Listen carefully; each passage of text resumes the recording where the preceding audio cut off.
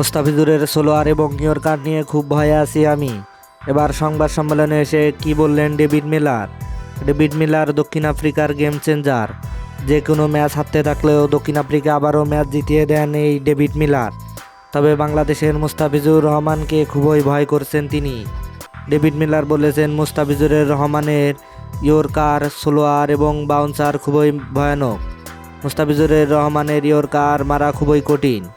এদিকে বাংলাদেশ দল ইতিমধ্যে যুক্তরাষ্ট্রে পৌঁছেছেন সাউথ আফ্রিকার বিপক্ষে ম্যাচ খেলতে। আজই সাউথ আফ্রিকার বিপক্ষে ম্যাচ খেলবে বাংলাদেশ দল। এদিকে মুস্তাফিজুর রহমান প্রস্তুতি ম্যাচ থেকে শুরু করে প্রত্যেকটা ম্যাচেই ভালো খেলছেন।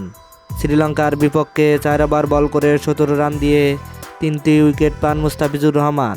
3টি উইকেটে ছিল খুবই গুরুত্বপূর্ণ। তাই তো মুস্তাফিজুর রহমানের উপর বাড়তি নজর পটিয়াদের। মুস্তাফিজুর রহমানের সোলোয়ার খুবই গুরুত্বপূর্ণ কার্যকরী হবে নিউ ইয়র্কের পিচ অনেকটা মিরপুরের মতো। তাই তো মুস্তাফিজকে ভয় করছে ডেভিড মিলাররা। দর্শক, আপনি কি মনে করেন মুস্তাফিজুর রহমান খুবই কার্যকরী হবে এই পিচে? তাহলে অবশ্যই আপনার মূল্যবান মতামত কমেন্ট বক্সে জানিয়ে দিবেন। ধন্যবাদ। আল্লাহ হাফেজ।